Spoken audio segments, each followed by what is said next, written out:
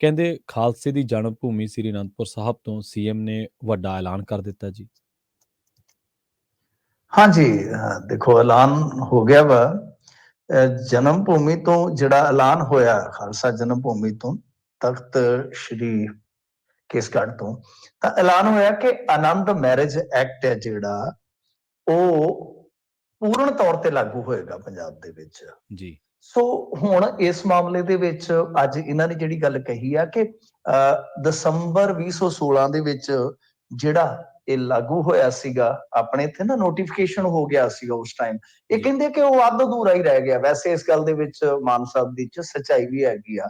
ਜਦੋਂ ਤੁਸੀਂ ਜਾਓਗੇ ਤਹਿਸੀਲਾਂ ਦੇ ਵਿੱਚ ਮੈਰਿਜ ਰਜਿਸਟ੍ਰੇਸ਼ਨ ਵਾਸਤੇ, ਮੇਰੇ ਮਿੱਤਰ ਅੱਜ ਵੀ ਦੱਸ ਰਹੇ ਸਨ ਕਿ ਉਹਨਾਂ ਦੀ ਬੇਟੀ ਦੀ ਜਦੋਂ ਮੈਰਿਜ ਦੀ ਰਜਿਸਟ੍ਰੇਸ਼ਨ ਹੋਣੀ ਸੀਗੀ ਤੇ ਉਹ ਮਤਲਬ ਕਿ ਜਿਹੜਾ ਰਜਿਸਟਰਾਰ ਸੀ ਉਹ ਕਹਿੰਦਾ ਕਿ ਸਾਡੇ ਕੋਲ ਇਹ ਪਰਫਾਰਮਾ ਹੀ ਹੈ ਨਹੀਂਗਾ। ਮਤਲਬ ਕਿ ਉਹ ਨੋਟੀਫਿਕੇਸ਼ਨ ਜ਼ਰੂਰ ਹੋਇਆ।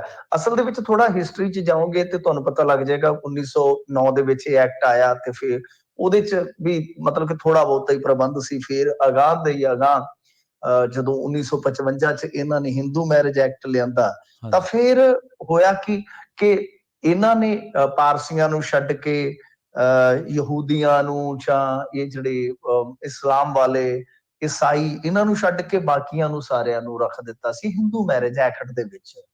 ਤਾਂ ਹੁਣ ਫਿਰ ਤੁਹਾਨੂੰ ਪਤਾ ਹੀ ਹੈ ਕਿ ਬਹੁਤ ਵੱਡਾ ਇੱਕ ਵਿਵਾਦ ਵੀ ਤੇ ਵੱਡੀ ਮੰਗ ਵੀ ਤੁਰੀ ਆਈ 2006 ਚ ਕੀ ਹੋਇਆ ਸੀਗਾ ਕਿ ਸੁਪਰੀਮ ਕੋਰਟ ਦੇ ਹੁਕਮਾਂ ਤੋਂ ਬਾਅਦ ਥੋੜਾ ਅਮੈਂਡ ਕਰਨ ਦਾ ਇਹਨਾਂ ਨੇ ਮਨ ਬਣਾਇਆ ਸੀਗਾ ਤਾਂ ਕਿ ਸਾਰੇ ਸੂਬਿਆਂ ਦੇ ਵਿੱਚ ਲਾਗੂ ਕੀਤੇ ਜਾਣ, ਕਿਉਂਕਿ ਸੁਪਰੀਮ ਕੋਰਟ ਦਾ ਆਰਡਰ ਸੀਗਾ ਕਿ ਬਈ ਤੁਸੀਂ ਸਾਰੀਆਂ ਸਟੇਟਾਂ ਦੇ ਵਿੱਚ ਜੋ ਵੀ ਧਰਮ ਹੈ, ਕਿਸੇ ਵੀ ਧਰਮ ਦੇ ਵਿੱਚ ਉਹ ਮੈਰਿਜ ਦੀ ਰਜਿਸਟ੍ਰੇਸ਼ਨ ਜ਼ਰੂਰੀ ਕਰੋ। ਤਾਂ ਫਿਰ ਉਸ ਤੋਂ ਬਾਅਦ 7 ਚ ਇੱਕ ਅਮੈਂਡਮੈਂਟ ਹੁੰਦੀ ਹੈ, ਇੱਕ 12 ਚ ਹੁੰਦੀ ਹੈ। ਤਾਂ ਫਿਰ ਉਹਨਾਂ ਨੇ ਕੀ ਕੀਤਾ ਕਿ ਕਾਨੂੰਨ ਬਣਾ ਕੇ ਰੱਖ ਦਿੱਤਾ ਜੀ, ਕਾਨੂੰਨ ਬਣਾ ਕੇ ਰੱਖ ਦਿੱਤਾ ਪ੍ਰਵੀਨ ਜੀ। ਤਾਂ ਉਹਦੇ ਵਿੱਚ ਹੋਇਆ ਕਿ ਜਿਹੜੇ ਮਤਲਬ ਕਿ ਸੂਬੇ ਸੀਗੇ ਉਹਨਾਂ ਨੇ ਕੁਛ ਨੇ ਲਾਗੂ ਵੀ ਕਰ ਲਿਆ। ਤੁਹਾਨੂੰ ਯਾਦ ਹੋਏਗਾ ਬਹੁਤ ਸਾਰੇ ਜਿਹੜੇ ਸੀਗੇ ਨਾ ਸੂਬੇ, ਦਿੱਲੀ ਵੀ ਉਹਦੇ ਚੋਂ ਇੱਕ ਸੀਗਾ। ਤਾਂ ਉਹ ਕੀ ਹੈ ਕਿ ਉਹਨਾਂ ਨੇ ਕਾਨੂੰਨ ਬਣਾ ਕੇ ਰੱਖ ਦਿੱਤਾ ਕਿ ਬਈ ਤੁਸੀਂ ਨਿਯਮ ਬਣਾ ਕੇ ਤੇ ਲਾਗੂ ਕਰ ਲਓ। ਪਰ ਪੰਜਾਬ ਵੇਖ ਲਓ, ਜਿੱਥੇ ਸਿੱਖ ਬਹੁ ਗਿਣਤੀ ਚ ਨੇ ਤਾਂ ਉੱਥੇ ਪੰਜਾਬ ਪਛੜ ਗਿਆ। ਇਹ ਵੇਖਣ ਵਾਲੀ ਗੱਲ ਸੀ। ਇਹ ਬੰਦੋ ਕਿ ਕੇਰਲ ਦੇ ਵਿੱਚ ਵੀ ਸ਼ਾਇਦ ਆਨੰਦ ਮੈਰਿਜ ਐਕਟ ਲਾਗੂ ਹੋਇਆ ਹੋਇਆ ਜੀ ਜੀ। ਤਾਂ ਇਹ ਆ ਕਿ ਇਹਨਾਂ ਨੇ ਪ੍ਰੋਪਰ ਜਿਸ ਤਰੀਕੇ ਨਾਲ ਲਾਗੂ ਕਰਨਾ ਸੀ ਉਸ ਤਰੀਕੇ ਨਾਲ ਇਹ ਲਾਗੂ ਨਹੀਂ ਕਰ ਸਕੇ। ਤਾਂ ਇਹਨਾਂ ਨੇ ਕਿਹਾ ਕਿ ਅਸੀਂ ਸੰਪੂਰਨ ਤੌਰ ਤੇ ਲਾਗੂ ਕਰਾਂਗੇ। ਤਾਂ ਹੁਣ ਦੇਖਣਾ ਇਹ ਹੋਏਗਾ ਕਿ ਸੰਪੂਰਨਤਾ ਦੇ ਵਿੱਚ ਕੀ ਆਉਂਦਾ। ਮੇਨ ਗੱਲ ਤਾਂ ਇਹੀ ਹੈ ਨਾ ਜੀ ਕਿ ਅੱਗੇ ਜਿਹੜਾ ਲਾਗੂ ਨਹੀਂ ਹੋਇਆ ਕਿ ਉਹਨੂੰ ਕਿਸ ਤਰ੍ਹਾਂ ਲਾਗੂ ਕੀਤਾ ਜਾਏਗਾ।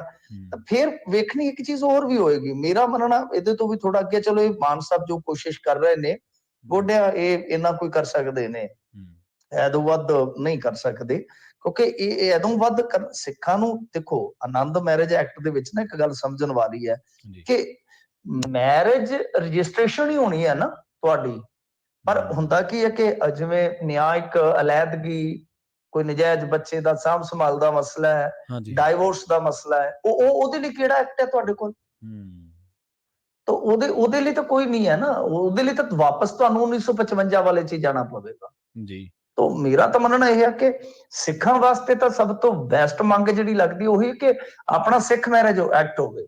ਹਾਲਾਂਕਿ ਕੁਝ ਲੇਖਕਾਂ ਦਾ ਜਾਂ ਵਿਦਵਾਨਾਂ ਦਾ ਇਹਦੇ ਚ ਰਾਏ ਦੇ ਮਾਮਲੇ ਚ ਸਹਿਮਤੀ ਵਾਲਾ ਪੱਖ ਹੈਗਾ, ਕੁਝ ਅਸਹਿਮਤ ਵੀ ਨੇ ਜੀ, ਕਿਉਂਕਿ ਉਹ ਕਹਿੰਦੇ ਨੇ ਕਿ ਆਨੰਦ ਕਾਰਜ ਹੁੰਦੇ ਨੇ ਸਾਡੇ, ਆਨੰਦ ਮੈਰਿਜ ਐਕਟ ਹੋਣਾ ਚਾਹੀਦਾ।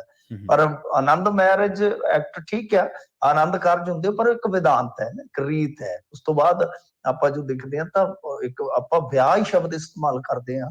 ਤਾਂ ਖੈਰ ਇਹ ਹੁਣ ਮੁੱਦਾ ਹੈ ਕਿ ਸਿੱਖ ਕੀ ਇਹਦੇ ਤੇ ਸੰਤੁਸ਼ਟ ਹੋ ਜਾਣਗੇ ਜਾਂ ਉਹਨਾਂ ਨੂੰ ਇਹ ਮੰਗ ਚੁੱਕਣੀ ਚਾਹੀਦੀ ਹੈ ਕਿ ਸਾਡਾ ਬਾਈ ਬਿਲਕੁਲ ਹੀ ਜਿਵੇਂ ਦੂਸਰੇ ਧਰਮਾਂ ਦਾ, ਕਿਉਂਕਿ ਉਹਦੇ ਚ ਇਹ ਚੀਜ਼ ਹੈ ਨਾ ਕਿ ਤੁਹਾਡੀ ਜਿਹੜੀ ਨਿਆਰਤਾ ਹੈ ਜੀ ਜੀ ਉਹਨੂੰ ਮਜ਼ਬੂਤੀ ਮਿਲੇਗੀ। ਜੋ ਮਤਲਬ ਕਿ ਇੱਕ ਵੱਖਰੀ ਕੌਮ ਦਾ ਜੋ ਮਤਲਬ ਆਪਾਂ ਦੇਖਦੇ ਹਾਂ ਇੱਥੇ ਵੈਸੇ ਕਨਫਲਿਕਟ ਵੀ ਹੈਗਾ ਇਸ ਮਾਮਲੇ ਦੇ ਵਿੱਚ।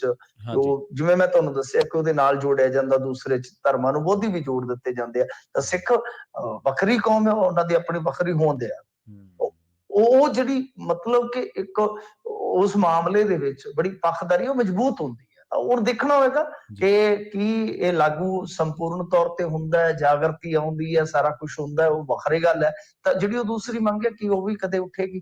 ਕਿਉਂਕਿ ਪਿੱਛੇ 2012 ਚ ਮੈਂ ਆਰਟੀਕਲ ਪੜ੍ਹੇ ਨੇ ਕਾਫੀ ਇਹਦੇ ਤੇ, ਉਦੋਂ ਕਾਫੀ ਮਤਲਬ 11-12 ਦੇ ਵਿੱਚ ਨਾ ਕਾਫੀ ਉਦੋਂ ਚਰਚਾ ਚੱਲੀ ਸੀਗੀ, ਬੜੇ ਲੇਖਕਾਂ ਨੇ ਆਰਟੀਕਲ ਲਿਖੇ ਸੀ ਉਸ ਟਾਈਮ। ਜੀ ਕੀ ਜੀ ਉਹ ਚਰਚਾ ਹੁਣ ਵੀ ਵਧੇਗੀ ਜਾਂ ਇੱਥੇ ਆ ਕੇ ਸਿਮਟ ਜਾਏ? ਬਿਲਕੁਲ ਜੀ।